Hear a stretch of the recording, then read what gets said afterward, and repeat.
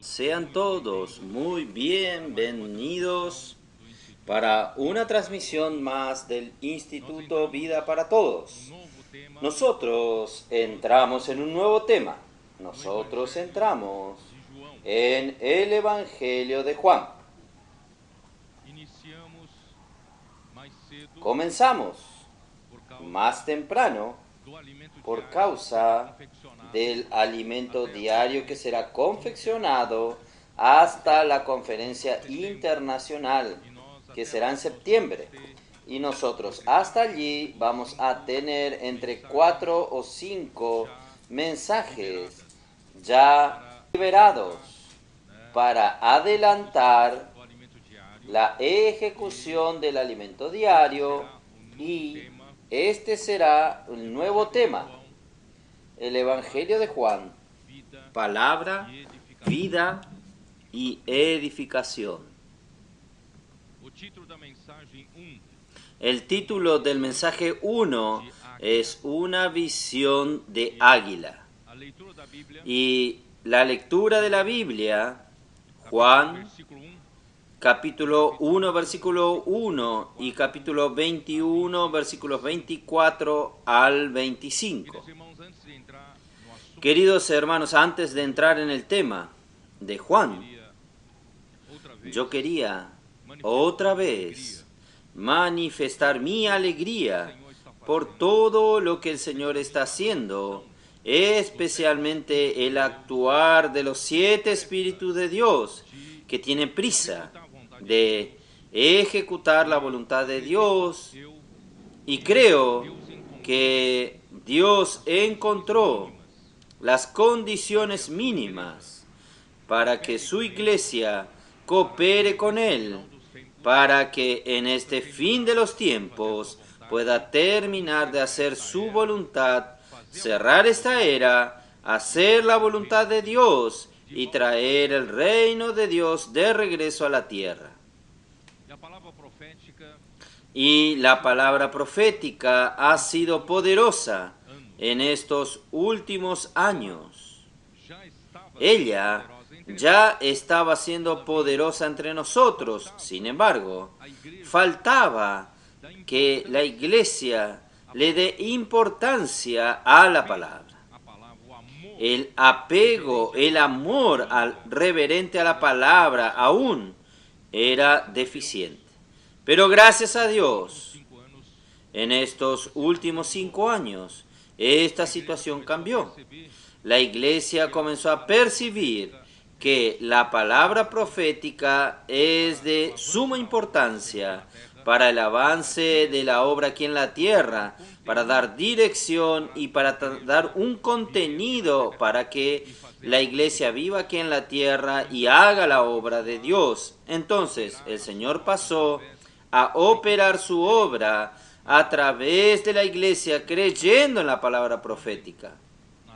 Ayer, en la live con los colportores, yo dejé claro, queridos hermanos, que aquella bendición que la iglesia en Tesalonicenses, la iglesia en Tesalónica, recibía cuando oía la palabra del apóstol Pablo, allí en el capítulo 2, versículo 13, dice lo siguiente: que ellos recibían la palabra del apóstol Pablo como la palabra de Dios.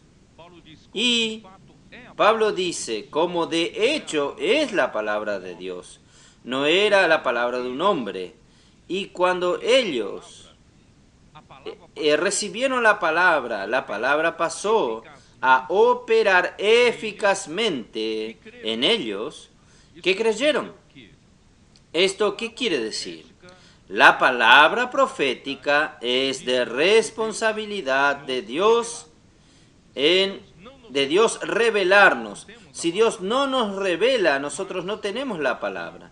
Pero cabe a la iglesia cooperar con la palabra creyendo. Cuando la iglesia cree, la palabra opera, la palabra hace la obra de Dios.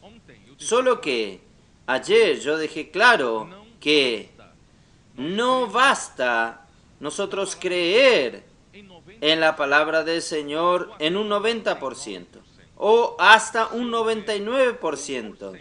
Si hay un 1% de dudas, de cuestiones en cuanto a la palabra de Dios, hermanos, esta palabra deja de funcionar. Por eso, hermanos, es muy importante que nosotros creamos en la palabra de Dios 100%, con la simplicidad de un niño, como nuestros adolescentes están ganando esta bendición en la simplicidad y en la obediencia. Ellos están creyendo en la palabra y la palabra está operando eficazmente en ellos. Y nosotros que tenemos más edad, a veces nosotros tenemos más complicaciones en ser simples. Ustedes saben que Adán y Eva, cuando estaban en el jardín del Edén, ellos eran totalmente simples y obedientes a todo lo que Dios hablaba. Todo lo que Dios hablaba era vida para ellos, era salud para ellos, era dirección para ellos, era el contenido para ellos. Y la serpiente vino para engañar al hombre a través de engañar a la mujer Eva. Ella solo necesitaba colocar 1% de dudas en la mente de Eva. Y le preguntó a Eva, así dijo Dios, de todo árbol del jardín no comeréis. Quiere decir, solo le hizo una pregunta, porque la serpiente sabe que Eva era muy fiel a Dios, fiel a la palabra de Dios, que no iría a dudar, no iba a rebelarse contra Dios, pero era solo necesario que ella colocase un 1% de duda en la mente de Eva en cuanto a la palabra de Dios. Estaría todo terminado. Y de hecho, Eva cayó en esta conversación y solo dudó. Cuando comenzó a dudar, hubo entonces la desconexión del hombre y el hombre cayó. Queridos hermanos, no permita que Satanás coloque un 1% de duda en la palabra de Dios en usted. Crea en la palabra de Dios 100%. Sea simple, no ponga dudas. Si usted sabe, usted identifica que esta palabra viene de Dios, usted entonces no debe dudar, cuestionar y reciba. Como simplicidad de un niño, como dice el Señor en Mateos.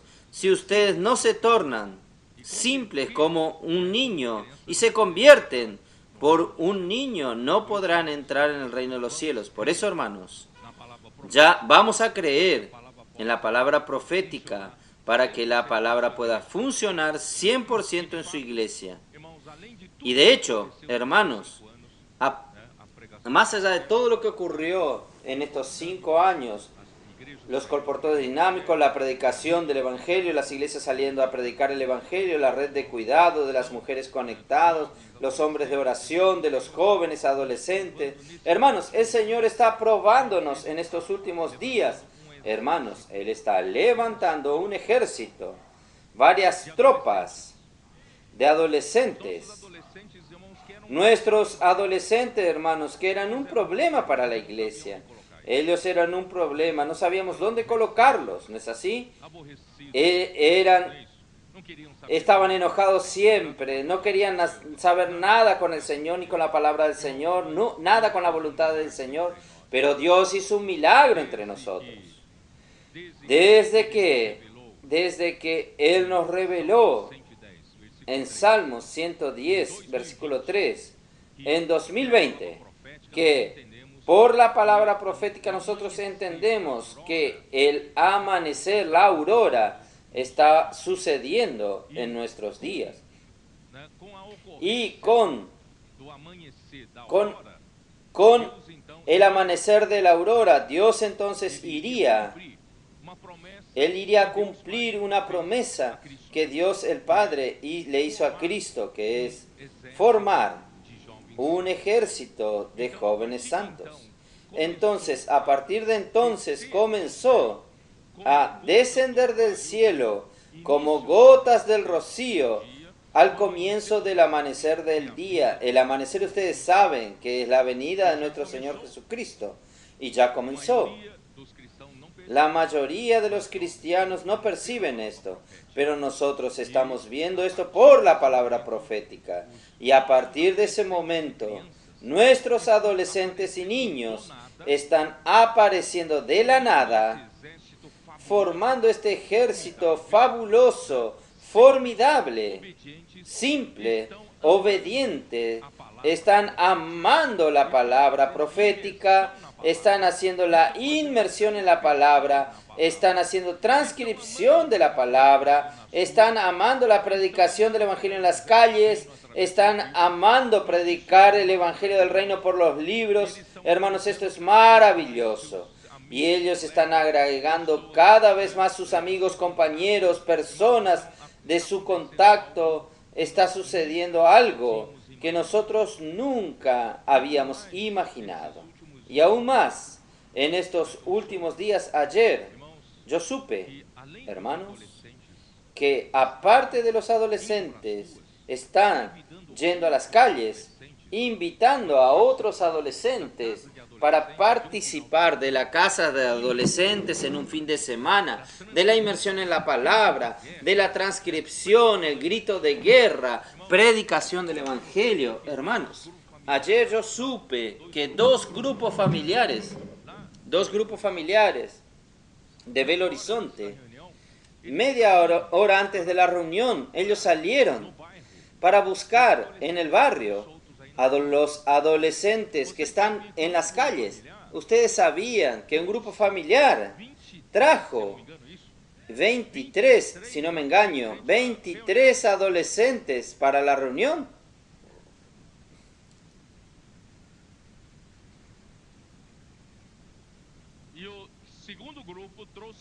Y el segundo grupo trajo 12 para la reunión. Hermanos, esto es algo antes impensable. Y ahora está sucediendo porque este es un milagro que el Espíritu está haciendo en nuestros días.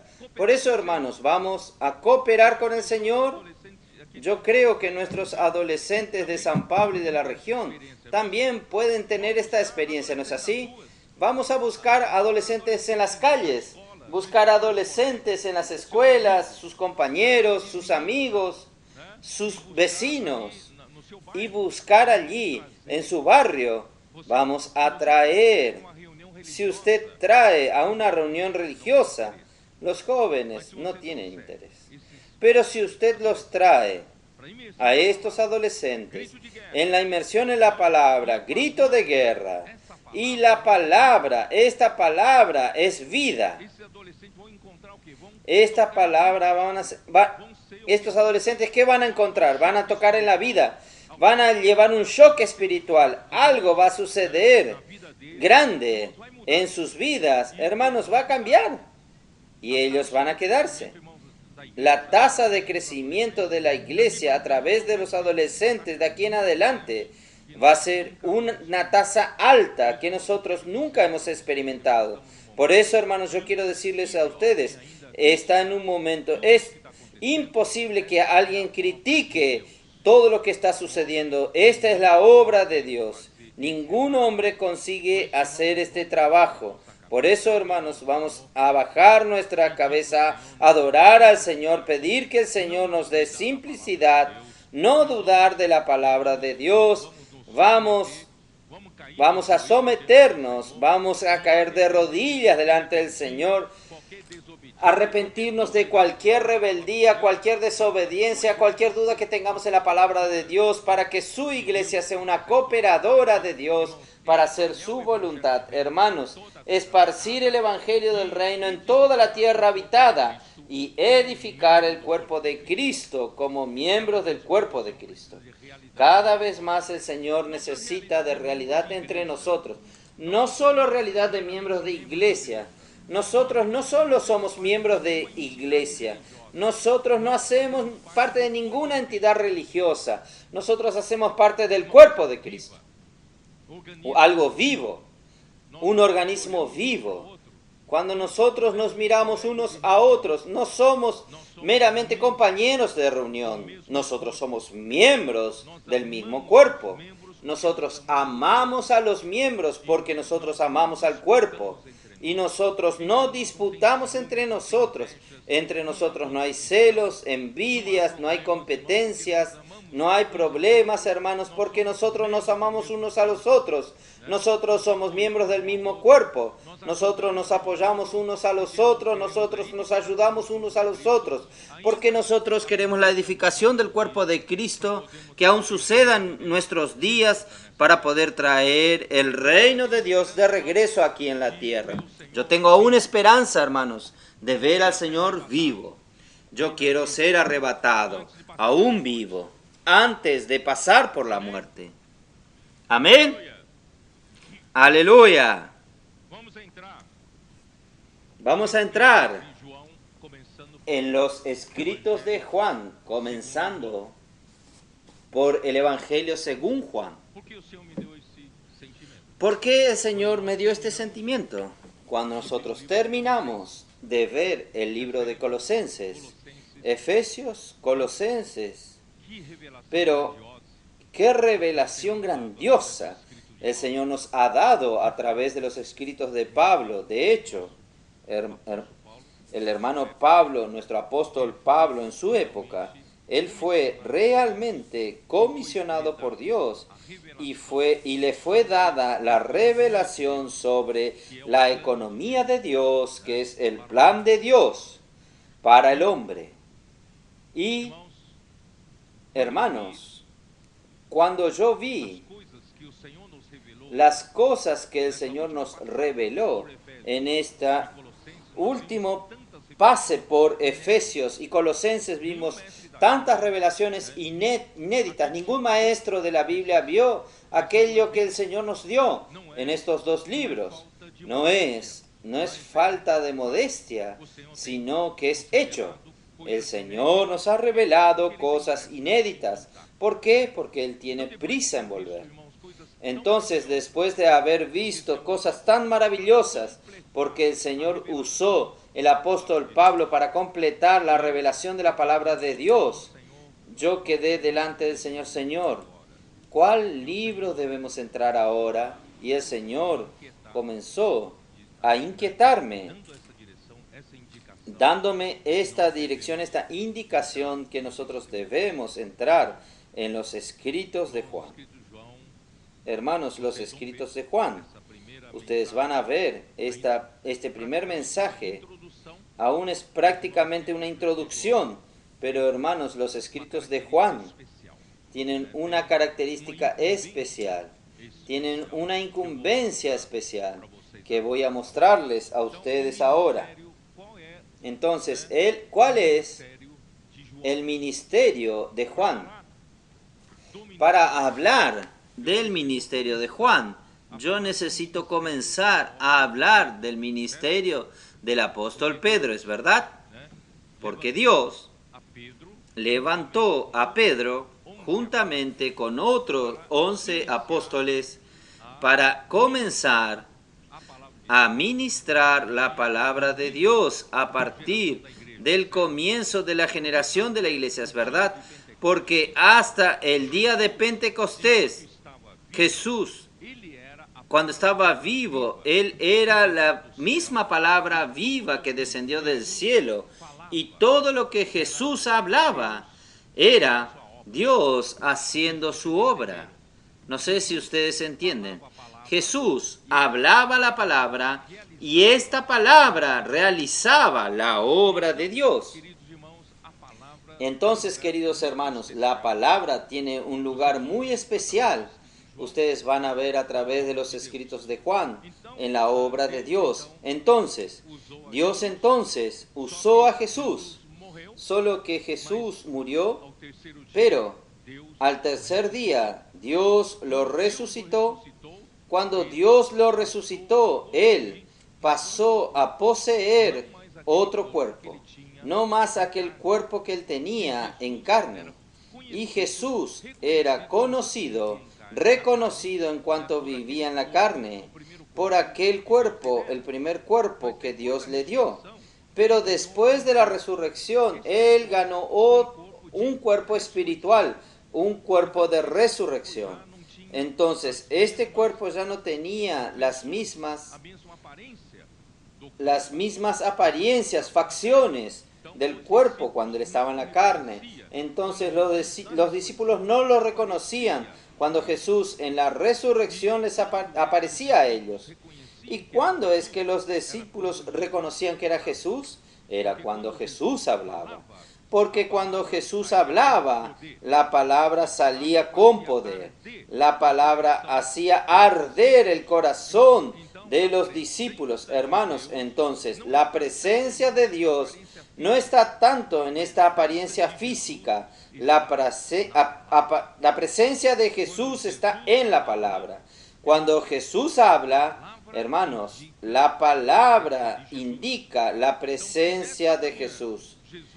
Entonces, si en esta mañana Jesús esté hablando con nosotros, usted va a sentir su corazón arder, usted va a sentir la presencia de Dios en la palabra. Por tanto, hermanos, solo que Jesús no podía continuar apareciendo a sus discípulos indefinidamente.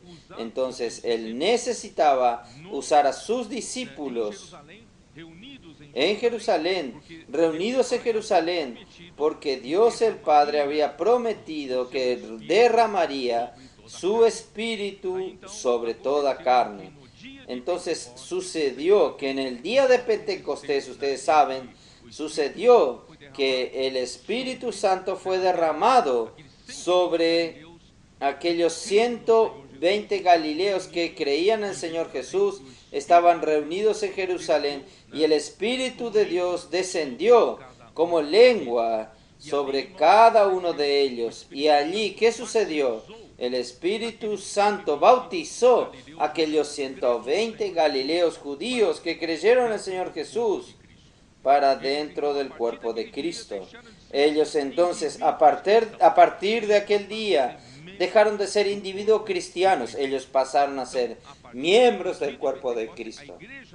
Entonces, a partir del día de Pentecostés, la iglesia fue engendrada. Y a partir del momento que la iglesia fue engendrada, hermanos, la iglesia, Jesús, dejó de aparecer en resurrección para hablar a los discípulos. A partir de aquel día, Pedro encabezaba a los demás 11 apóstoles. Él entonces recibió el ministerio de la palabra comisionada por Dios. Entonces, esto es lo que quiero decir. Entonces, ¿cuál es el ministerio de Pedro? El ministerio de Pedro, hermanos, es lanzar las redes, es ser pescador de hombres. Vamos a abrir, por favor, nuestra Biblia en Mateos capítulo 4, versículo 18. Mateos capítulo 4, versículo 18 y 19.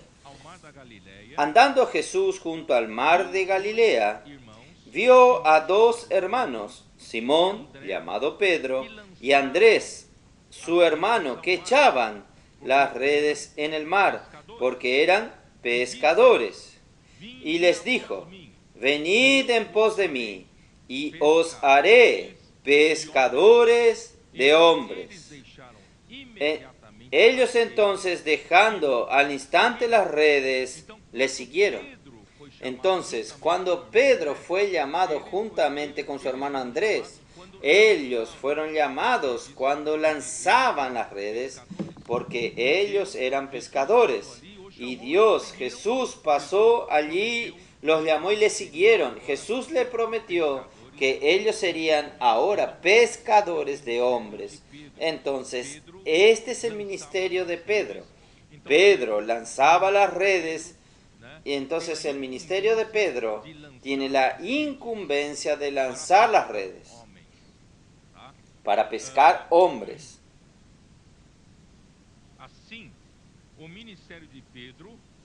Así el ministerio de Pedro fue dar comienzo a la era de la iglesia, y desde que ella fue engendrada en el día de Pentecostés, Él abrió. Dios usó el ministerio de Pedro para abrir la puerta del reino de los cielos, para la entrada de los judíos, para el reino de los cielos.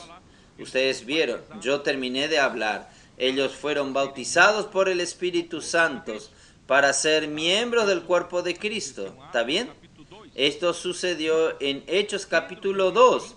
Pero Pedro también fue encargado, como es el lanzador de las redes, él también fue encargado de abrir la misma puerta del reino de los cielos, que esta puerta admitió a los judíos que creyeron. Ahora necesitaba admitir a los gentiles. Si no, nosotros estaríamos del lado de afuera. Nosotros que no somos judíos estaríamos por el lado de afuera. Pero Pedro fue usado como lanzador de redes. Él también lanzó las redes para la entrada del reino de los cielos a los gentiles. Esto está en Hechos capítulo 10. Por favor, abra su Biblia. Hechos capítulo 10, versículo 44. Señor Jesús.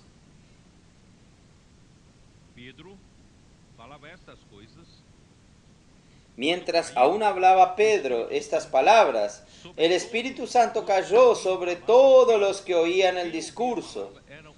¿Quién oía la palabra? Eran los de la casa de Cornelio. Eran todos gentiles, no eran judíos.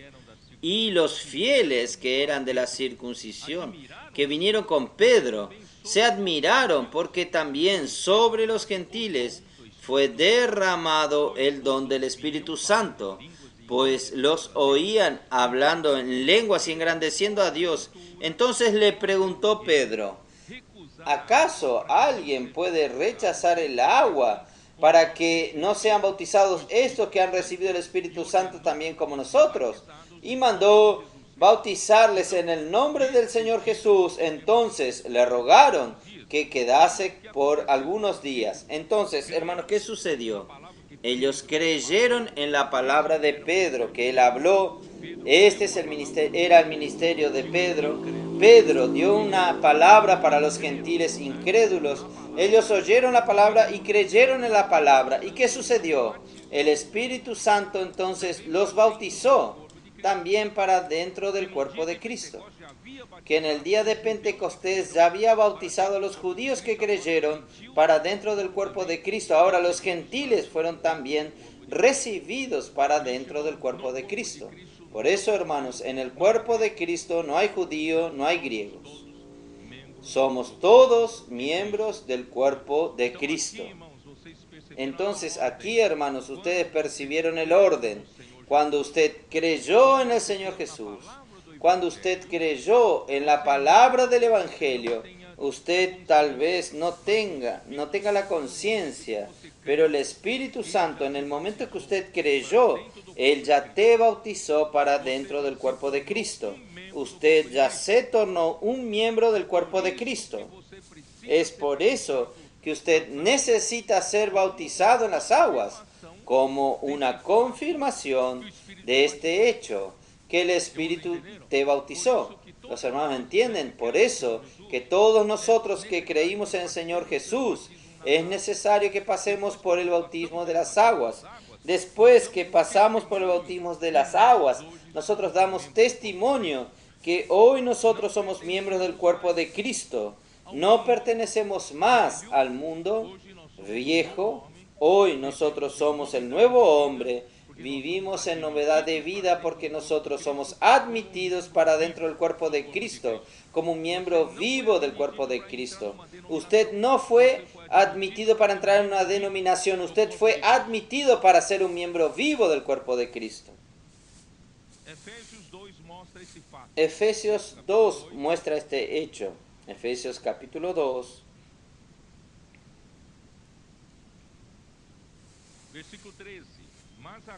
Versículo 13. Pero ahora en Cristo Jesús, vosotros que en otro tiempo estabais lejos, estos que estaban lejos eran los gentiles, vosotros que en otro tiempo estabais lejos, habéis sido hechos cercanos por la sangre de Cristo, porque Él es nuestra paz. Hermanos, había una enemistad entre los judíos y gentiles, pero Él es nuestra paz, Cristo es nuestra paz, de que ambos pueblos, judíos y gentiles, hizo uno, derribando la pared intermedia de separación que estaba en medio de la enemistad, aboliendo en su carne las enemistades, la ley de los mandamientos expresados en ordenanzas, para crear en sí mismo de los dos un solo y nuevo hombre haciendo la paz. Y mediante la cruz reconciliar con Dios a ambos en un solo cuerpo. Nosotros hoy hacemos parte de un solo cuerpo, por medio de la cruz, matando en ella las enemistades. Y vino, anunció las buenas nuevas de paz a vosotros que estabais lejos y a los que estaban cerca. Los que estaban lejos eran los gentiles, los que estaban cerca eran los judíos. Porque por medio de él, los unos y los otros, tenemos entrada a un mismo espíritu al Padre. Por medio de Cristo, hoy, por la cruz, por la sangre derramada en la cruz, hoy nosotros tenemos acceso a Dios en un espíritu. Por tanto, hermanos, el ministerio de Pedro comenzó así. Entonces, bajo el liderazgo de Pedro, la iglesia que fue engendrada en el día de Pentecostés avanzó. ¿Avanzó a dónde? Avanzó a Hechos capítulo 9. Vamos a ver. Todo lo que yo hablo, yo me baso en la Biblia. Todo es por la palabra de Dios. La palabra de Dios es la que nos guía. Hechos capítulo 9, versículo 31. La iglesia en verdad tenía paz en toda Judea. ¿Para dónde fue? En toda Judea, Galilea y Samaria. Estas tres regiones. Entonces la iglesia avanzó mediante el ministerio de Pedro. Y eran edificadas andando en el temor del Señor y se acrecentaban fortalecidos por el Espíritu Santo. Gracias a Dios, hermanos, hoy la iglesia está creciendo en número. Los adolescentes están empujando esta fila, ganando a otros adolescentes jóvenes. También están comenzando a hacer esto. Y toda la iglesia, por salir a predicar el Evangelio, red de cuidado, estamos ganando un gran número de personas, gracias a Dios. Pero hubo una persecución contra la iglesia en Jerusalén. Hechos, capítulo 8, versículo 1. Versículo 1 dice así: Saulo consentía en su muerte. En aquel día hubo una gran persecución contra la iglesia que estaba en Jerusalén, y todos fueron esparcidos por las tierras de Judea y de Samaria, salvo los apóstoles. Esta persecución vino por causa, ustedes saben, por causa de Esteban. Ustedes oyeron que Esteban se levantó, fue cuestionado por los judíos, él hizo un discurso maravilloso, habló por Dios allí, y él fue apedreado por los judíos. Él murió como un mártir. Y a través de este suceso, hermanos, se levantó una gran persecución contra la iglesia en Jerusalén. Entonces, vamos a Hechos capítulo 11. Capítulo 11. Versículo 19. Ahora bien, los que habían sido esparcidos a causa de la persecución que hubo con motivo de Esteban, pasaron ¿hasta dónde? entonces la iglesia se había expandido a toda Judea, Galilea y Samaria. Pero ahora, por la persecución de los discípulos, por la dispersión de los discípulos, perciben que los apóstoles no salieron, los discípulos se esparcieron. ¿Fueron a dónde? Fueron hasta Fenicia, Chipre y Antioquía. Solo que ellos predicaban la palabra solo a los judíos. Aquí dice, no hablando a nadie la palabra, sino solo a los judíos. Pero había algunos que no estaban avisados, no le hablaron a ellos. Ellos no sabían. Aún, gracias al Señor no estaban sabiendo. Versículo 20. Pero había otros, entre ellos unos varones de Chipre y de Cirene, los cuales cuando entraron en Antioquía, hablaron también a los griegos, anunciando el Evangelio del Señor Jesús. Se olvidaron de avisarles que no era para predicar el Evangelio a los gentiles, era solo para los judíos. Pero ellos le predicaron a los gentiles. Y los gentiles también son hombres creados a imagen de Dios. Recibieron la palabra y creyeron en el Señor Jesús. Y la mano del Señor estaba con ellos y gran número creyó y se convirtió al Señor. Oh Señor Jesús. Ahí se levantó la iglesia de los gentiles, la iglesia en Antioquía. Oh Señor Jesús. Entonces, ¿ahí qué sucedió? Nosotros ahora tenemos la iglesia que estaba en Judea, Samaria, Galilea, que se esparció a Fenicia, Chipre y Antioquía. Se levantó una iglesia solo de gentiles. ¿Y qué hacer entonces? Ahí la iglesia en Jerusalén mandó a Bernabé para cuidar de esta iglesia. Y Bernabé, él pensó, yo solo no voy a poder hacer esto. Yo voy a necesitar ayuda. Y el Espíritu Santo hizo con que él pidiese ayuda a Saulo. Y él fue a buscar a Saulo en su tierra. Y buscó hasta encontrarlo. Y cuando lo encontró a Saulo, lo llevó a Saulo a Antioquía. Y allí Saulo sirvió junto con Bernabé y los hermanos de allí por un año, viviendo la vida de la iglesia y anunciando la palabra de Dios. Ahí yo le pregunto, yo estoy hablando aún del ministerio de Pedro. ¿Y por qué de repente entró Saulo? Hermanos, porque Dios sabía que Pedro tenía una dificultad en su concepto judío con relación a admitir a los gentiles para el cuerpo de Cristo. Y el relacionarse entre los judíos creyentes y los gentiles creyentes, no puede haber un velo en el medio, una pared en medio de ellos. Tiene que ser una relación orgánica de los miembros del cuerpo de Cristo.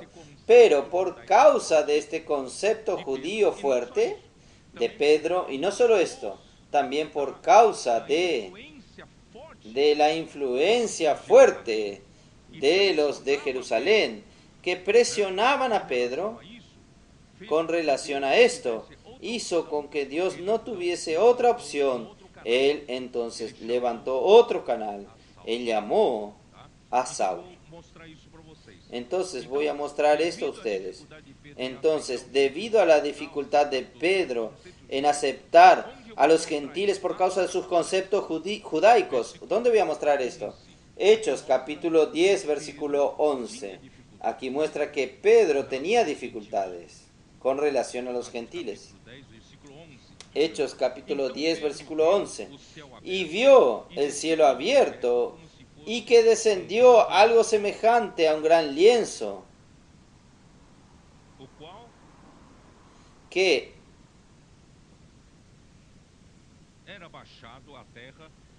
atado de los cuatro puntas era bajado a la tierra, en el cual había de todos los cuadrúpedos terrestres y reptiles y aves de los cielos. Y vino una voz, levántate, Pedro, mata y come. Pedro miró a aquellos reptiles, todo tipo de animales cuadrúpedos. Había animales que son considerados inmundos en Levíticos 11. ¿Cómo yo puedo comer? Yo fui enseñado a comer con los judíos. Yo tengo que tener una dieta santa, no puedo comer. Pero ¿quién hablaba que el mate y come? Era Dios. Pero entonces Pedro dijo, Señor, no, porque ninguna cosa común o inmunda he comido. Dios no discutió con él. Volvió la voz a él la segunda vez. Lo que Dios limpió, no lo llames tú común. Y esto se hizo 3 veces. Y aquel lienzo volvió a ser recogido al cielo. Aquí no dice que Pedro comió. Entonces Pedro, por el concepto judío, él tiene dificultad. Y no solo esta dificultad, él también tiene una presión grande los de Jerusalén. Hechos capítulo 11, vamos a mirar. Hechos capítulo 11, versículo 1.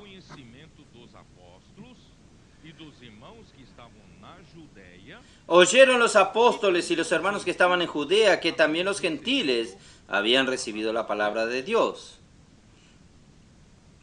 Cuando Pedro subió a Jerusalén, miren, disputaban con él los que eran de la circuncisión. Estoy hablando de judíos creyentes de la iglesia. Ellos creyeron en el Señor, pero ellos dentro de la iglesia en Jerusalén había un ala, un grupo de los que eran de la circuncisión. Quiere decir, ellos defendían que los gentiles tenían que creer en el Señor Jesús, pero para ser salvos necesitan también pasar por la circuncisión. Cosa que Pablo defendió que no necesita. Es por la gracia que somos salvos. Entonces, estos que eran de la circuncisión se tornaron un partido fuerte en la iglesia en Jerusalén. Ellos criticaron, cuestionaron a Pedro. ¿Por qué has entrado en casa de hombres incircuncisos y has comido con ellos? Capítulo 15 de Hechos, versículo 1. Entonces algunos que venían de Judea enseñaban a los hermanos, si no os circuncidáis conforme al rito de Moisés, no podéis ser salvos. Quiere decir, descendieron esto de la circuncisión para la iglesia de los gentiles en Antioquía, para decir que necesitan ser circuncidados para ser salvos. Ahí, versículo 5 nos dice así. Pero algunos de la secta de los fariseos que habían creído, quiere decir, en la iglesia en Jerusalén había un partido de los de la circuncisión, había un partido de la secta de los fariseos que habían creído, diciendo, es necesario circuncidarlos y mandarles que guarden la ley de Moisés.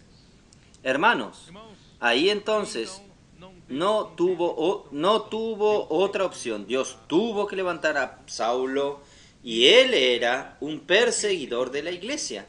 Es justamente él que era un defensor de las tradiciones judías, pero Dios hizo una conversión tan fuerte en él, que él limpió este concepto que él tenía. Entonces, Hechos capítulo 8, versículo 1. Porque Hechos capítulo 8, 1, yo mostré la persecución, pero yo no leí un trecho. En el versículo 1 dice así, al comienzo, y Saulo consentía en su muerte. ¿La muerte de quién? La muerte de Esteban. Cuando Esteban fue apedreado, Saulo, consentía, porque él era en contra. Y Gálatas, capítulo 1, versículo 13. Vamos a ver. Gálatas 1, versículo 13. ¿Cómo nos dice?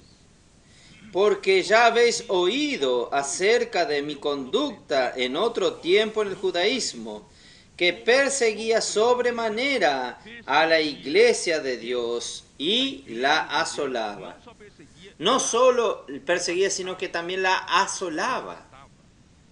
Él arrastraba hombres y mujeres a la prisión. Él era horrible, era terrible. Hermanos, el Señor fue domar justamente a un caballo salvaje para usarlo.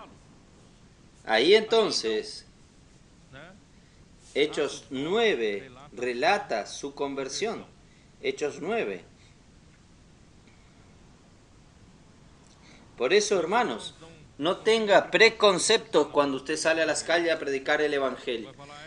Este no va a aceptar, este es rebelde. No, el Señor puede domar hasta un caballo salvaje. Hechos, capítulo 9, versículo 1. Saulo, respirando a una amenaza de muerte contra los discípulos del Señor, vino el sumo sacerdote y le pidió cartas para la sinagoga de Damasco, a fin de que si hallase algunos hombres o mujeres de este camino, los trajese preso a Jerusalén. Así era Saulo. Mas yendo por el camino, aconteció que al llegar cerca de Damasco, repentinamente le rodeó un resplandor de la luz del cielo, y cayendo en tierra oyó una voz que decía: Saulo, Saulo, ¿por qué me persigues? Él le dijo: ¿quién eres, Señor? Y él le dijo: yo soy Jesús, a quien tú persigues. Saulo perseguía a los que creían en Jesús, pero ahora quien hablaba con él era Jesús. Entonces él ya percibió: hay algo que yo no estaba viendo. Ahí el versículo 6. Y temblando y temeroso dijo: Señor, levántate, entra en la ciudad y se te dirá lo que debes hacer. Y los hombres que iban con Saulo se pararon atónitos, oyendo la voz, mas sin ver a nadie. Entonces Saulo se levantó y abriendo los ojos no veía nada. Y así lo llevaron de la mano y le metieron en Damasco, donde estuvo 3 días sin beber y no comió y bebió. Ahí, hermanos, cuando llega, ahí entonces el Señor fue a buscar a Ananías para quitarle esta ceguera. Y Ananías dijo así: yo he oído que este hombre ha hecho muchos males contra los santos en Jerusalén. ¿Y a qué? Aquí trajo autorización para prender a los que creen e invocan tu nombre. Versículo 15. Y el Señor le dijo: ve, porque instrumento escogido me es este, un vaso escogido para llevar mi nombre en presencia de los gentiles y de reyes y de los hijos de Israel. Quiere decir entonces, Dios escogió a Saulo para que el evangelio pudiese ser esparcido en el mundo de los gentiles. Porque yo le mostraré cuánto le es necesario padecer por mi nombre. Y fue entonces Ananías y entró en la casa, poniendo sobre las manos, dijo: hermano Saulo, el Señor Jesús, que se te apareció en el camino por donde venías, me ha enviado para que reciba la vista y seas lleno del Espíritu Santo. Y al momento le cayeron de los ojos como unas escamas, y recibió al instante la vista, y levantándote fue bautizado, y habiendo tomado alimento recobró fuerza. Entonces Saulo por algunos días con los discípulos que estaban en Damasco. Oh Señor Jesús. Ahí el versículo 20. Él ya predicaba en las sinagogas. Pablo era realmente un caballo salvaje domado. Él no paraba. Ahí, hermanos, ¿qué sucedió? La historia continúa.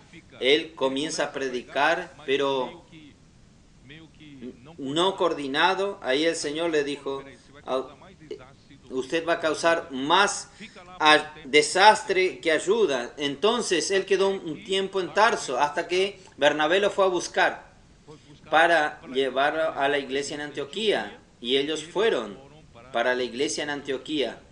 Vamos a ver Hechos capítulo 11. Hechos capítulo 11, versículo 25.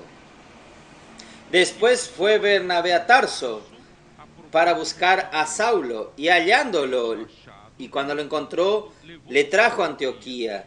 Y se congregaron allí todo un año con la iglesia y enseñaron a mucha gente. Y los discípulos se llamaron cristianos por primera vez en Antioquía. Los gentiles que creyeron en el Señor Jesús, en la iglesia en Antioquía, allí las personas comenzaron a llamarlos como cristianos. Señor Jesús. Muy bien. Después, hermanos, en el capítulo 13 de Hechos, ¿qué sucedió? Versículo 2. Ministrando estos al Señor y ayunando, dijo el Espíritu Santo: apartadme a Bernabé y a Saulo para la obra a que los he llamado. El Espíritu Santo tiene una obra. Hermanos, esta es la obra del ministerio que nosotros estamos envueltos. Nosotros hoy estamos haciendo la obra del Señor. Es la obra del Espíritu Santo. Entonces Pablo fue encargado de comenzar su ministerio, porque a partir de este primer viaje Pablo salió con Bernabé, pero durante todo el viaje el Espíritu Santo ya estaba ungiendo a Pablo. Pablo era aquel que tenía el ministerio de la palabra para levantar iglesias. Vamos a ver, ¿cuál es el ministerio de Pablo? Vamos a Colosenses capítulo 1, versículos 25. Aún no llegué en Juan, Hechos capítulo 1, versículo 25. 24, Pablo dice así, 1:24 Colosenses: ahora me gozo en lo que padezco por vosotros y cumplo en mi carne lo que falta de las aflicciones de Cristo por su cuerpo, que es la iglesia. Por su cuerpo, que es la iglesia. Hermanos, la iglesia no es una entidad religiosa. La iglesia es el cuerpo de Cristo, de la cual fui hecho ministro. Entonces Pablo ahora fue encargado de un ministerio para la edificación de la iglesia, que es el cuerpo de Cristo, de acuerdo con la administración de Dios. ¿Qué es esta palabra administración en griego? Es oikonomía. ¿Qué es oikonomía? Es la gestión que Dios tiene, la administración que Dios tiene. ¿Para qué? Para la gobernanza de su casa, la administración de su casa, la casa de Dios. Necesita tener un encabezamiento, ¿no es así? En el cuerpo de Cristo, ¿quién encabeza? Pues el cuerpo de Cristo. Es Cristo, ¿no es así? Cristo es la cabeza de la iglesia, cabeza del cuerpo. Cristo encabeza. Solo que, hermanos, Cristo no está más aquí en carne, en la tierra. Él tiene que encargar a un hombre para esta tarea, representarlo para encabezar aquí en la tierra. Entonces, Pablo recibió esta incumbencia para ser encargado de la gobernanza, de la administración de la casa de Dios. ¿Ustedes están acostumbrados con esta palabra gobernanza? Es una palabra que quiere decir alguien que tiene que cuidar de todo, tiene que cuidar de todo. Es responsable por la administración de la casa de Dios. Entonces, Pablo era que cuidaba de esto. Vamos a continuar. ¿Para qué? Esta responsabilidad fue confiada a Pablo a favor de la iglesia. ¿Para qué? Para que anuncie cumplidamente la palabra de Dios. Si usted toma una traducción más literal sería para completar la palabra de Dios. Pablo, el ministerio de Pablo era para completar la palabra de Dios.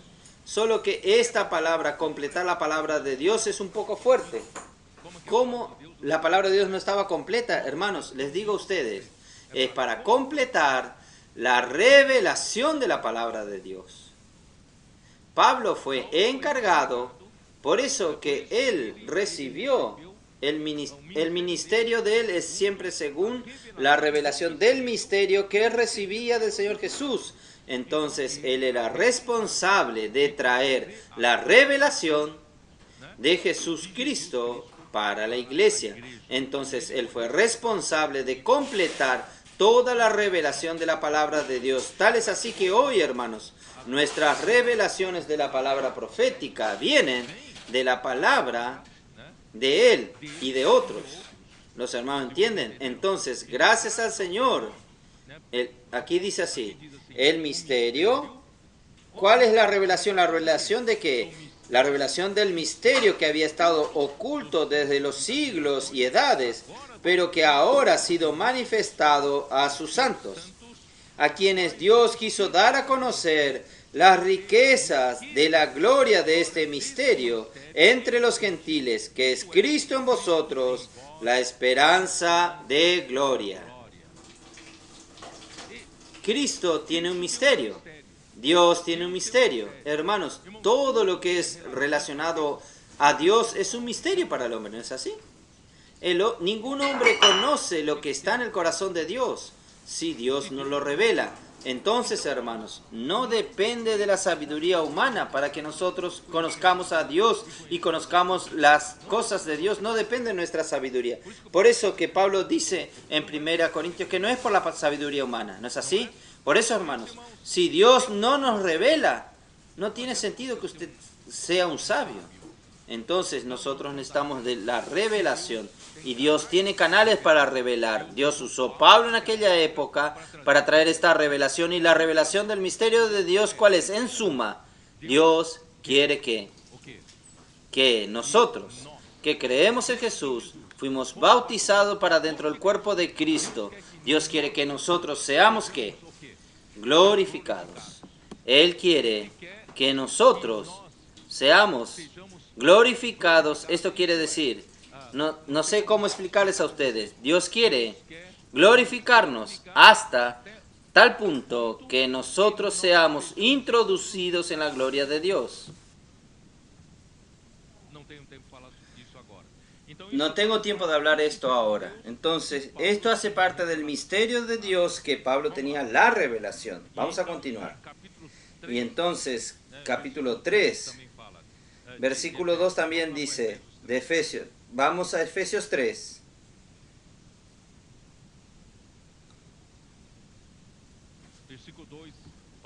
Versículo 2, Pablo dice así: si es que habéis oído de la administración de la gracia de Dios que me fue dada para con vosotros. Esta palabra administración, de nuevo, es oikonomía, es la gobernanza de la casa de Dios que Dios entregó a Pablo. Que por revelación me fue declarado el misterio, como antes lo he escrito brevemente. Quiere decir, hermanos, la gobernanza de la casa de Dios es siempre en relación a la palabra.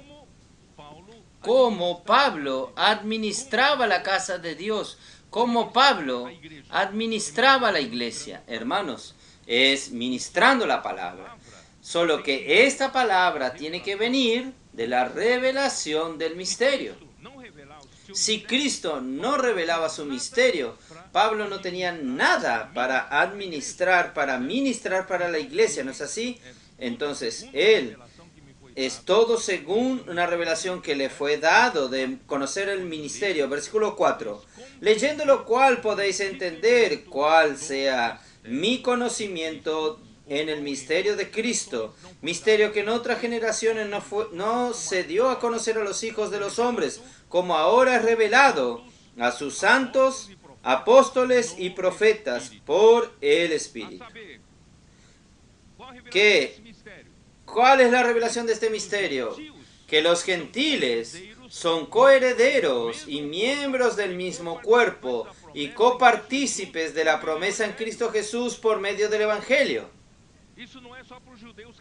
Esto no es solo para los judíos que creyeron, esto también es a los gentiles. Por medio del Evangelio nosotros participamos de la misma promesa, de lo cual yo fui hecho ministro por el don de la gracia de Dios que me ha sido dado según la operación de su poder. A mí, que soy menos que el más pequeño de todos los santos, me fue dada esta gracia de anunciar. Es todo relacionado a la palabra. El ministerio de estos apóstoles es con relación a la palabra, es la palabra profética, es la palabra que hace la obra. De predicar a los gentiles el Evangelio de las inescrutables riquezas de Cristo y aclarar a todos cuál sea la dispensación del misterio escondido desde los siglos en Dios que creó todas las cosas, para que la multiforme sabiduría de Dios sea ahora dada a conocer por medio de la Iglesia a los principados y potestades en los lugares celestiales, conforme al propósito eterno que se hizo en Cristo Jesús, nuestro Señor. Hermanos, no tengo tiempo de explicar esto. Hermanos, ¿no es maravilloso? Pablo tenía esto.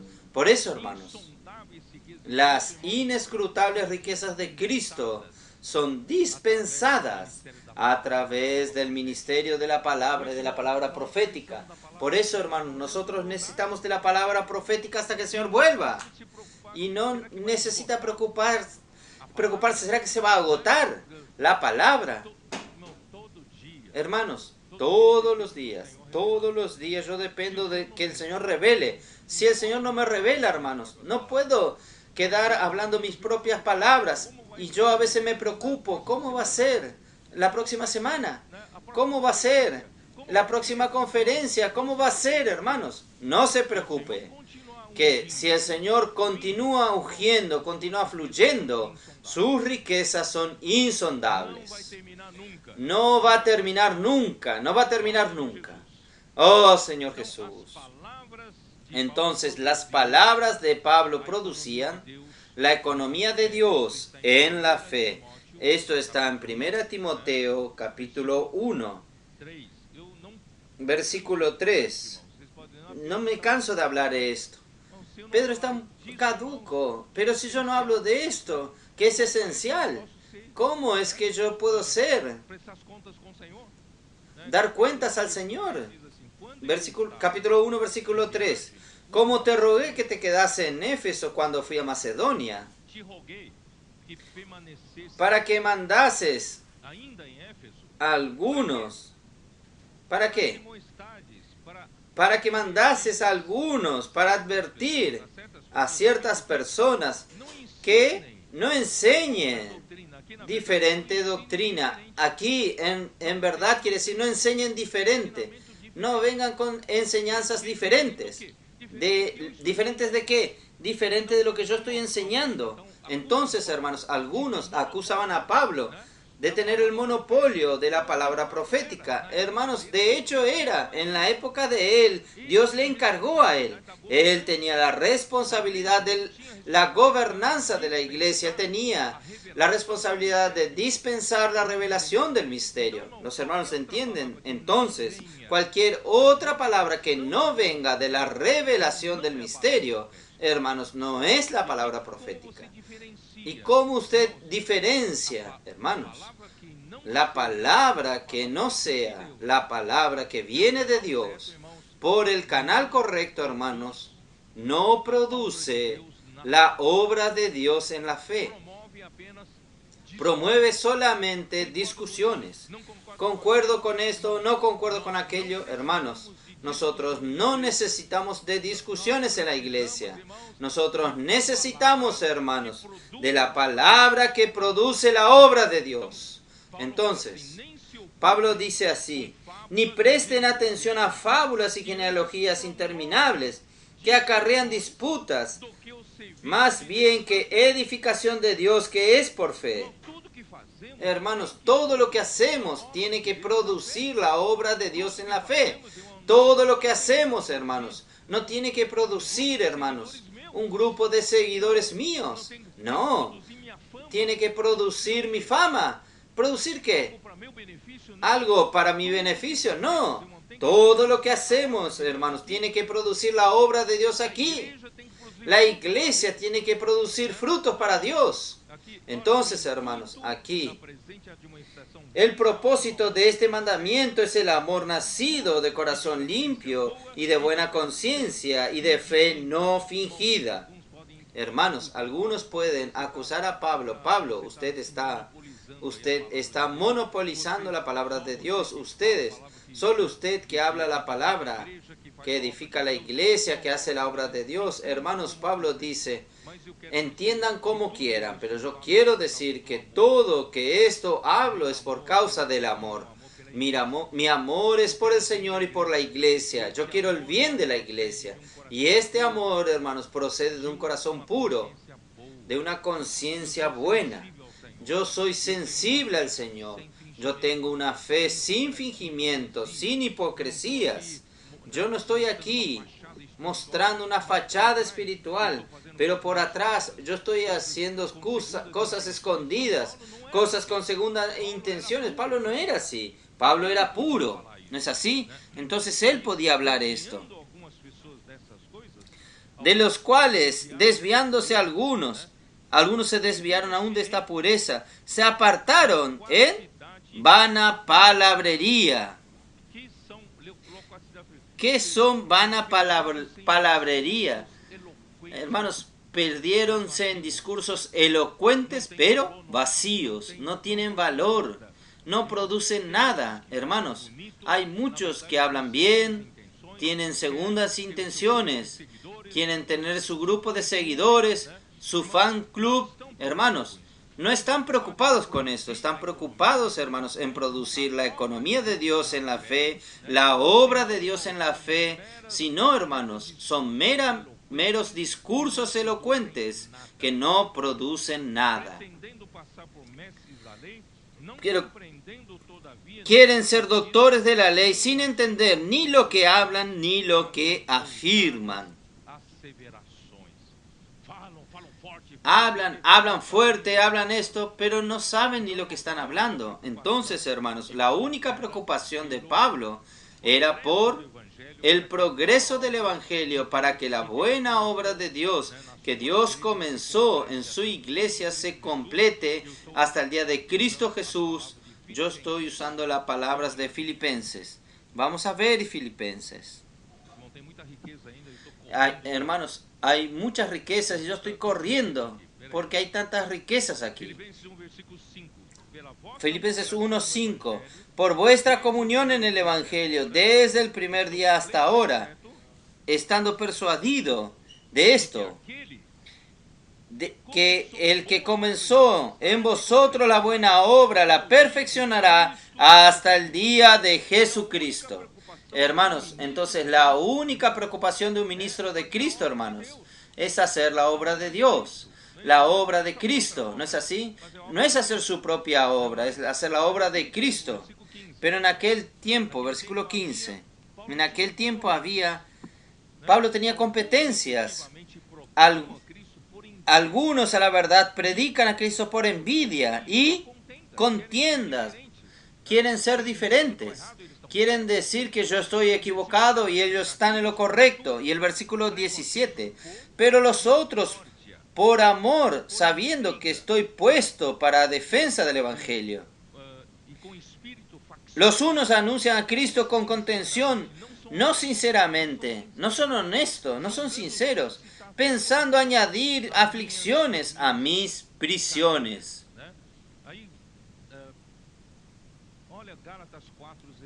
Vamos a ver Gálatas 4:16. ¿Cómo dice? Pablo pregunta a los Gálatas. Me he hecho. No, 4:16. Me he hecho, pues, vuestro enemigo por deciros la verdad. Hermanos, Pablo siempre dice la verdad. Hermanos, no hay algo más sólido que la misma verdad. Hermanos, una vez, mucho tiempo atrás, yo fui a Argentina. En aquel tiempo había muchas dificultades de llevar libros. Nosotros llevábamos libros en nuestros bagajes. Había dificultad de imprimir libros. Hoy, nosotros llevamos paquetes de libros para suplir. Y en la entrada, la aduana dijo, ¿está llevando esos libros para comercio? Y yo dije, no, para alimentar a las iglesias. Y él dijo así, miren, diga siempre la verdad, porque la verdad es lo más sólido del mundo. La verdad es la verdad.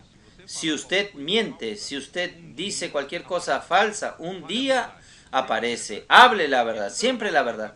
Esto se grabó en mi cabeza. Hermanos, gracias a Dios, Pablo siempre habló la verdad.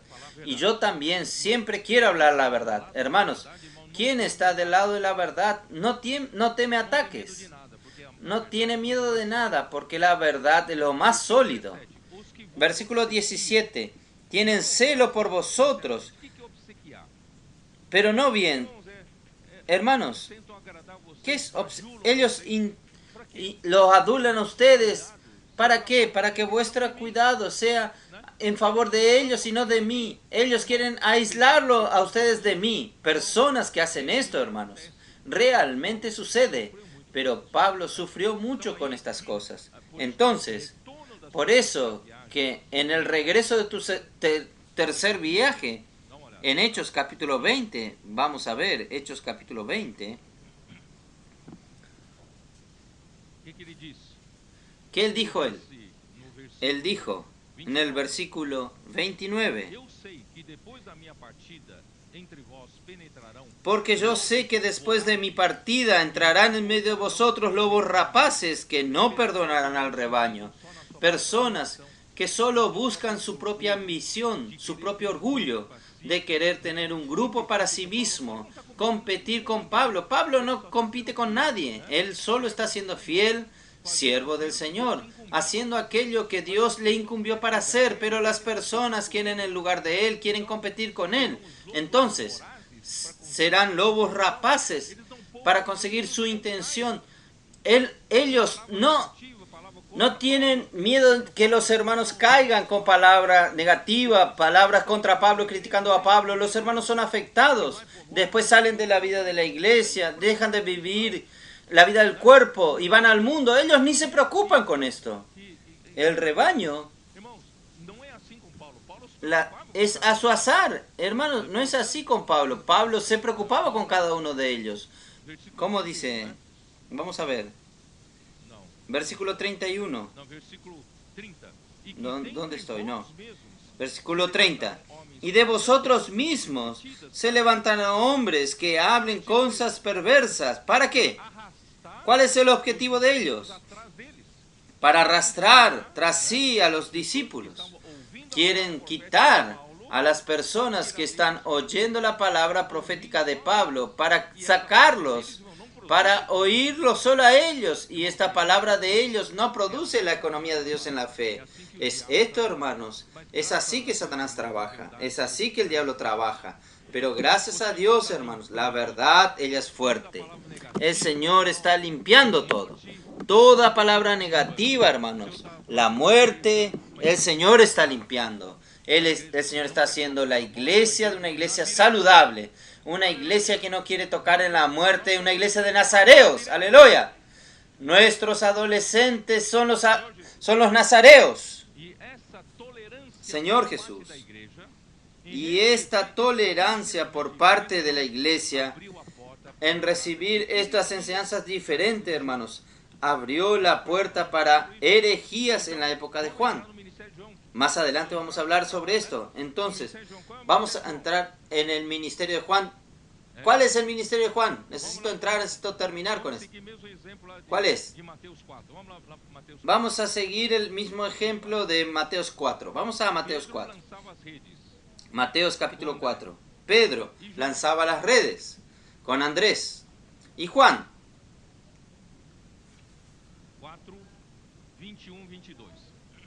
4, 21 y 22. Pasando allí, vio a otros dos hermanos, Jacobo, hijo de Zebedeo, y Juan su hermano, en la barca con Zebedeo su padre, que remendaban sus redes, y los llamó. Y ellos, dejando al instante la barca y a su padre, le siguieron. Hermanos, ¿qué estaban haciendo ellos? ¿Qué Juan estaba haciendo? Estaban remendando las redes. Esto indica que el ministerio de Juan, hermanos, era para remendar las redes. Remendar las redes. ¿Cómo? La iglesia no dio total atención a la palabra profética que venía de parte de Pablo y aceptando, abriendo puertas para oír otras enseñanzas. Esto abrió puertas para romper las redes. ¿Entienden? Ahí Juan entró. Dios encargó el ministerio de Juan para remendar estas redes, para cerrar estos huecos. No dar atención a estas otras palabras. La única palabra que produce la economía de Dios en la fe es la palabra de la vida. Es el Espíritu. La palabra del Espíritu, palabra de la vida. Entonces, hermanos, vamos a continuar. Entonces, aparte de las enseñanzas de los judaizantes de Jerusalén y los pensamientos gnósticos que ya competían con las enseñanzas ortodoxas de Pablo, Juan tuvo que enfrentar el surgimiento de varias enseñanzas heréticas, tales como el docetismo. ¿Qué es docetismo? No es para comprar dulce, ¿eh? ¿Qué es docetismo? Docetismo son aquellos que hablan la herejía de que Jesús no vino en carne. Aquella carne de Jesús no era bien la carne. Era otra cosa, pero no era carne. Entonces Jesús no vino en carne. Esto es docetismo, era una herejía. Y existía otros que seguían la enseñanza de Cerinto. Es todo un nombre nuevo para ustedes, los adolescentes. El docetismo decía que Jesús no vino en carne, que la carne de él no era carne, era otra cosa. Y la enseñanza de Cerinto, ¿qué decía? Cerinto era uno de los líderes del gnosticismo. Él negaba que Jesús era Dios. Negaba la divinidad de Cristo. Por eso que usted ve que los escritos de Juan es muy fuerte para afirmar que Jesús es Dios. ¿Está bien? Entonces Juan vuelve también a afirmar alrededor del año 90 que él era el canal que Dios escogió para dar la dirección a la iglesia, dándole la revelación de Jesucristo. Esto en Apocalipsis capítulo 1, versículo 1. Es importante. Apocalipsis capítulo 1, versículo 1. Aunque haya hablado ya varias veces, Juan hizo cuestión de colocar esto para mostrarnos que Dios tiene solo un canal en cada época. Versículo 1 dice así: la revelación de Jesucristo que Dios le dio para manifestar a sus siervos las cosas que deben suceder pronto, y la declaró enviándola por medio de su ángel a su siervo Juan. Dios quiere revelar su iglesia, una revelación de Jesucristo, pero Él no revela a todos los santos, Él revela a sus profetas. Y para revelar a sus profetas, que son los mensajeros en las iglesias, Dios entonces revela a Juan, a una sola persona. Y Juan es encargado para revelar este grupo de profetas. Es así que funciona en la iglesia. Entonces Juan quiso mostrar que desde el tiempo de Pedro, desde el tiempo de Pablo, es así que funcionaba. Y las personas criticaban a Pablo, pero es así que funciona. Y va a funcionar hoy, en la época de Juan. Entonces, esto es lo que Juan estaba mostrando, hermanos.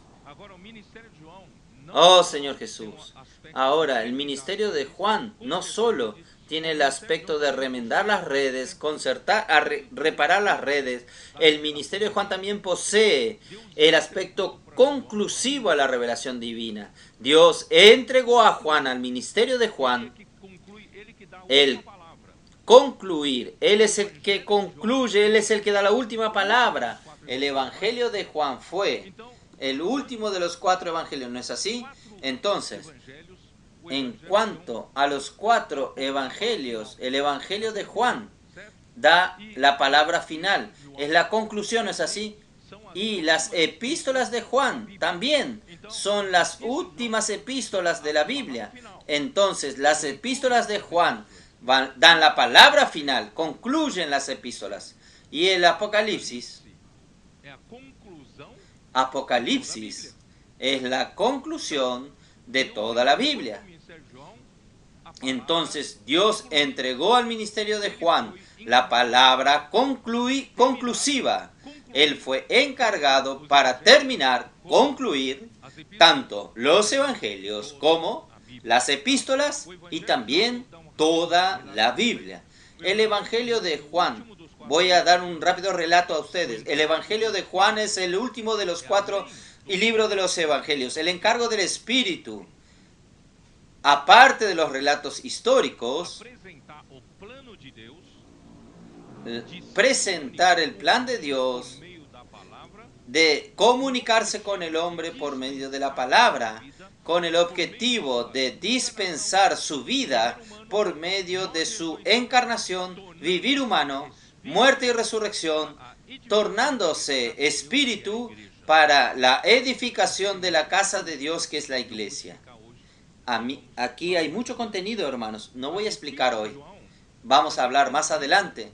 Las epístolas de Juan también finalizan todas las epístolas de la Biblia, las cuales él comienza con Cristo como la palabra de vida, que tiene como meta introducir a la iglesia en la comunión de la vida divina con el Padre y con su Hijo Jesucristo, cuyo objetivo final, hermanos, es tejer un tejido de amor, cuya urdimbre siendo el propio Dios, que es el amor, y la trama siendo el amor de Dios manifestado entre los hombres, entre los miembros del cuerpo de Cristo, amándonos unos a los otros. En esto es que perfeccionado el amor de Dios en nosotros. Las epístolas de Juan concluyen las epístolas de esta manera, y Apocalipsis de Juan es la conclusión de toda la Biblia, tanto del Antiguo Testamento como del Nuevo Testamento. Toda la Biblia es la revelación de Jesucristo, especialmente el último libro que lo concluye. Por eso que el libro de Apocalipsis comienza con la revelación de Jesucristo. Entonces, toda la Biblia es la revelación de Jesucristo, el último libro que lo concluye. Tiene que concluir con la revelación de Jesucristo. ¿Está bien? Oh, Señor Jesús.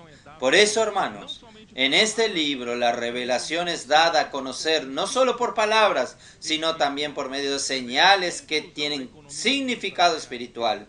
Revela la conclusión de la economía de Dios hasta la eternidad futura.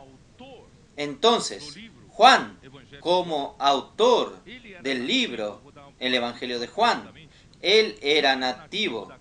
Voy a dar la parte histórica rápidamente. Juan era nativo de Galilea, de Betsaida, según la tradición.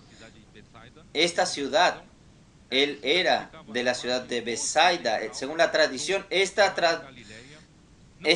Según la tradición, esta ciudad estaba en la margen occidental del mar de Galilea, no era muy lejos de Cafarnaúm, donde Jesús estaba, y Corazín. Su padre era Zebedeo y su madre era Salomé. Salomé ya estaba entre las mujeres que servían al Señor Jesús con sus propios recursos y estaban presentes en su crucifixión, y Juan estaba junto de la cruz y allí recibió la incumbencia de cuidar de la madre de Jesús. Esto está en Juan capítulo 19, 25, versículo 25 y 27. No voy a leer por causa del tiempo. Zebedeo debería ser un pescador y un empresario del ramo de la pesca. ¿Ustedes sabían esto? Que el padre de Juan era un empresario de la industria de la pesca. Por eso, hermanos, para Juan y Santiago, dejar a su padre y el barco, hermanos, es muy significativo. Para que ellos atiendan el llamado del Señor Jesús y dejen a su padre, ellos eran los sucesores de la empresa del padre. Ellos dejaron su futuro financiero y dejaron el barco que era el instrumento y siguieron a Jesús. ¿Está bien? El padre de ellos era empresario. Y Santiago y Juan, hijo de Zebedeo, eran socios en la pesca. ¿Sabían esto? Creo que no sabían. Ellos eran socios. Esto voy a leerles, hermanos. Lucas 5. Lucas capítulo 5. Ustedes no sabían que ellos eran socios, ¿no? Lucas 5.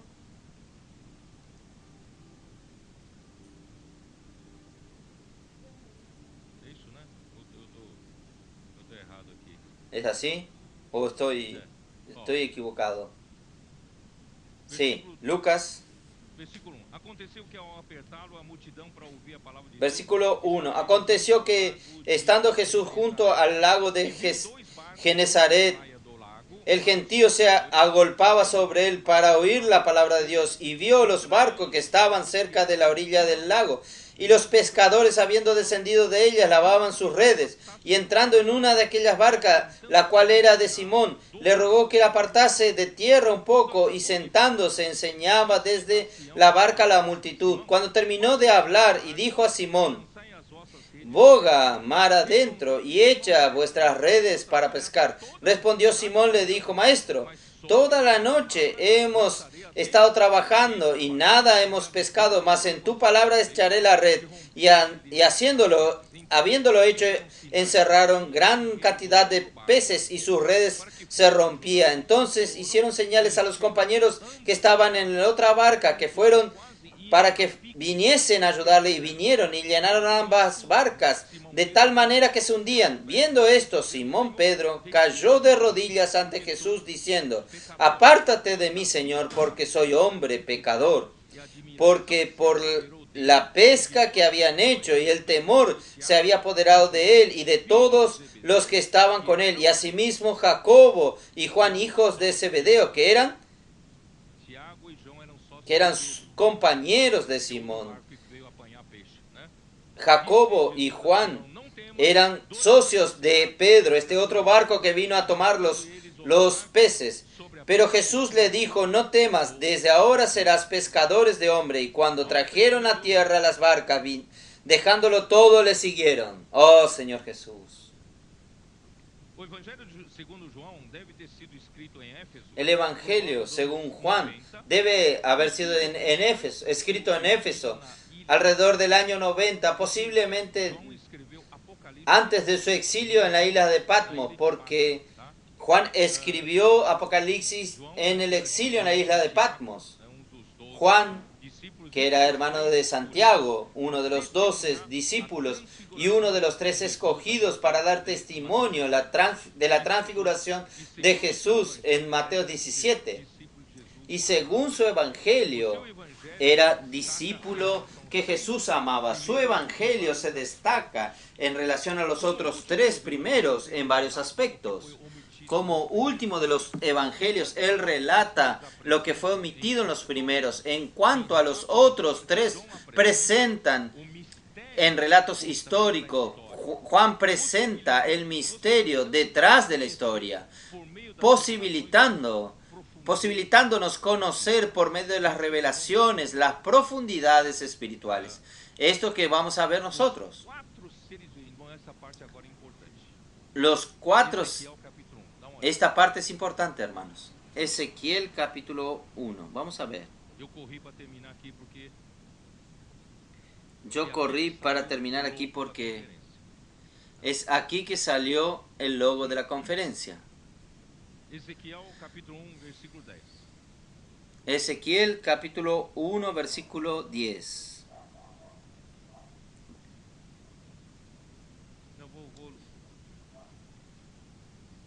Eu vou ler No, aqui do versículo 5 em diante. voy a leer del versículo 5 en adelante. Y en medio de ella la figura de 4 seres vivientes, y esta era su apariencia. Había en ellos semejanza de hombre, cada uno tenía 4 caras y 4 alas. Hermanos, 4 seres vivientes. Nosotros ya hablamos sobre los 4 seres vivientes. Estos 4 seres vivientes, cada uno tenía 4 rostros. Y cada uno tenía también 4 alas. Los pies de ellos eran derechos. Versículo 8. Debajo de sus alas, a sus 4 lados, tenían manos de hombres, y sus caras y sus alas por los 4 lados. Cuando las alas se juntaban el uno al otro, no se volvían cuando andaban, sino que cada uno caminaba derecho hacia adelante, y el aspecto de sus caras era cara de hombre, cara de león al lado derecho de los 4, y cara de buey a la izquierda en los 4, y asimismo habían ellos 4 caras de águila, hombre, león, buey y águila. ¿Por qué estoy hablando esto, hermanos? Ustedes sabían que el Evangelio de Mateos representan el rostro de león. ¿Quién sabía esto? Jesús es relatado en el Evangelio de Mateos como un rey.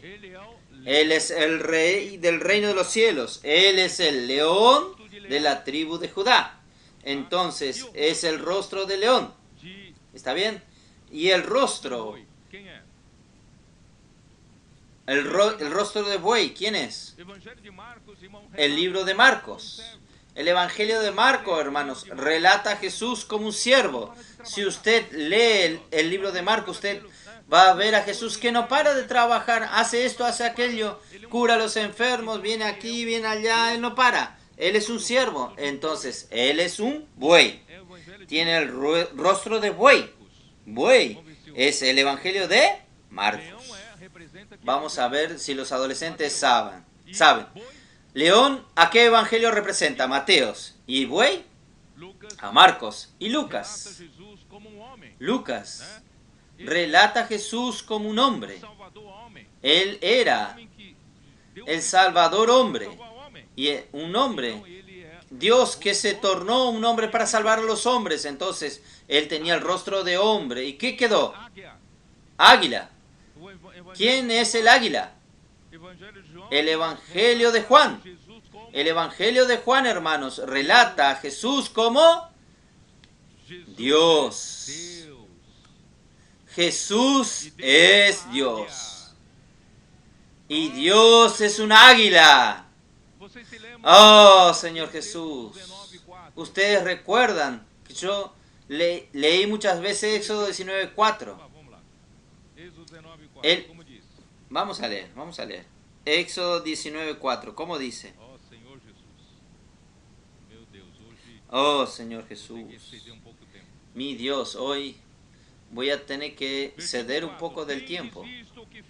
Exceder un poco del tiempo.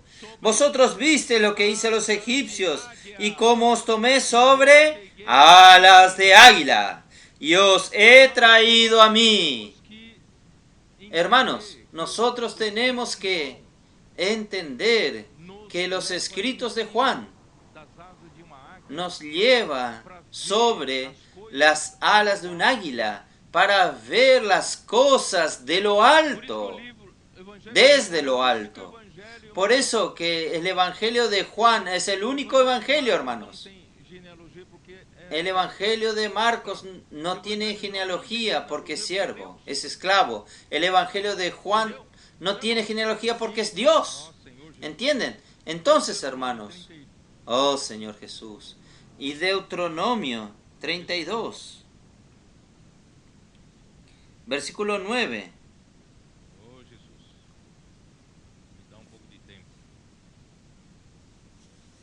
Me dé un poco de tiempo, Señor.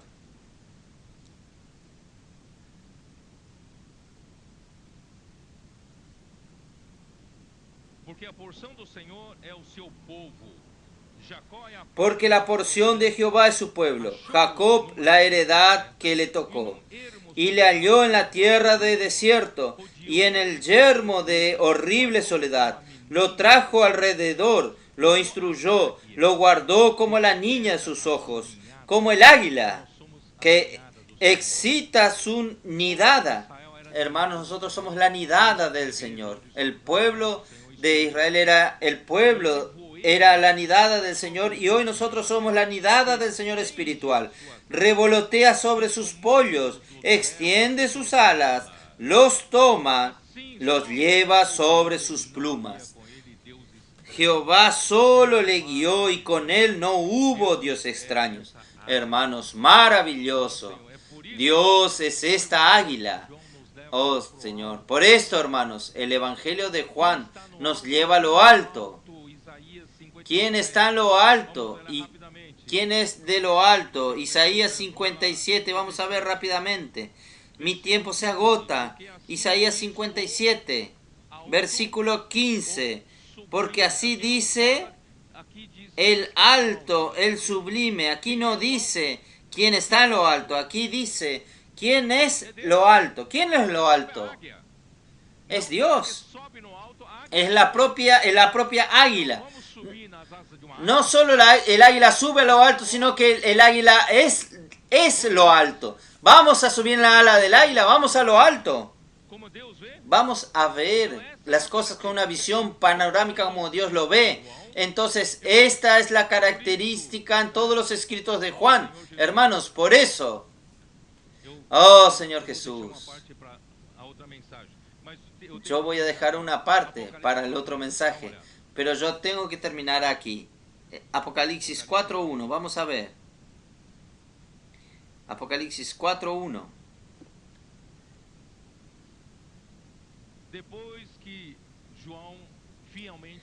Después que Juan fielmente escribió las 7 cartas a las 7 iglesias de Asia Menor, cuando llega al capítulo 4, versículo 1, ¿cómo nos dices? Después de esto, miré, he aquí una puerta abierta en el cielo, y la primera voz que oí, como de trompeta hablando conmigo, dijo ¿qué? Sube acá, sube acá. Hermanos, ¿por qué el Señor nos hizo entrar en los escritos de Juan? El Señor, Él quiere llevarnos a lo alto. Él no quiere que nosotros quedemos mirando las cosas de abajo, de aquí abajo. Si nosotros miramos las cosas de aquí abajo, usted solo ve problemas, solo ve oposición, ataque del enemigo, sufrimientos. Hermanos, el Señor quiere llevarnos a lo alto. Vamos a ver las cosas de arriba. Entonces, el Señor en esta mañana está invitando a los adolescentes, los jóvenes, hombres, mujeres, niños, suban aquí. Vamos a subir en las alas de un águila. Vamos a entrar en los escritos de Juan, viendo las cosas de lo alto, viendo las cosas en lo alto. Jesús es el Señor.